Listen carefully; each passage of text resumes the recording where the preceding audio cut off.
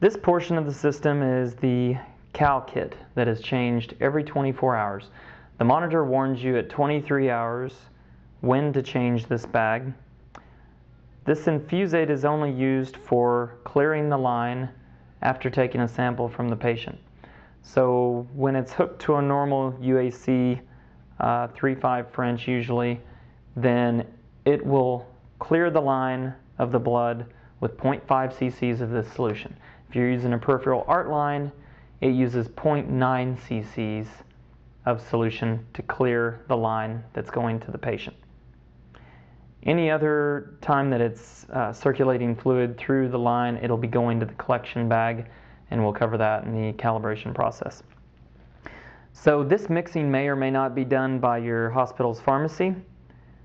Some of my customers still use it and mix it on the floor, and most are going to the pharmacy mixing this now. So this may be watched by pharmacy or by nursing respiratory staff.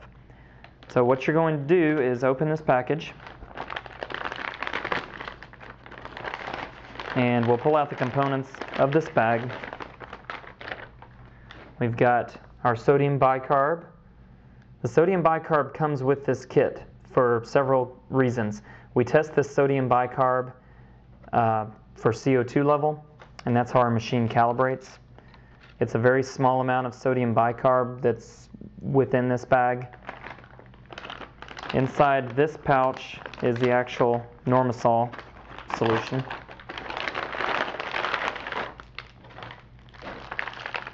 And within that is the heparin vial. The heparin vial is pre-filled with 5 cc's. So I will just go through the procedure of mixing the bag.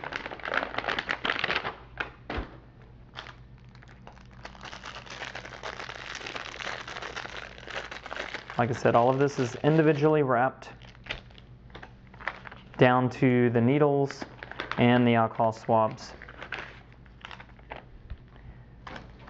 and the syringes.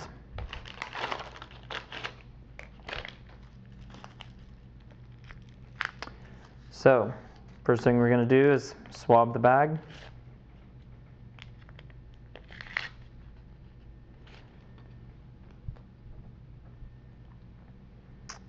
And it doesn't matter which one you put in, the sodium bicarb or the heparin. The order is not important.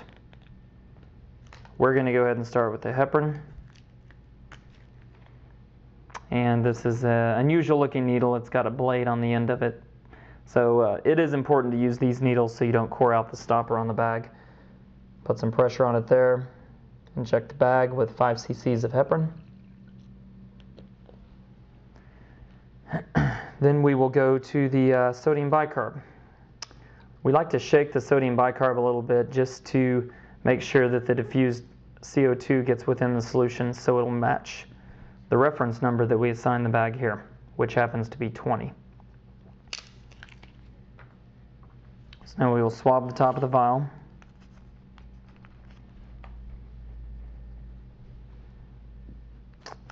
And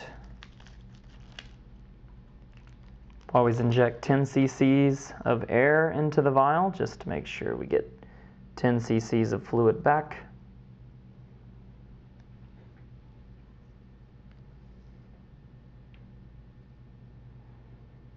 Make sure we're at exactly 10 cc's. This is important for the calibration of the machine. So we're at exactly 10 cc's with no air bubbles inside there. And we'll go ahead and inject that.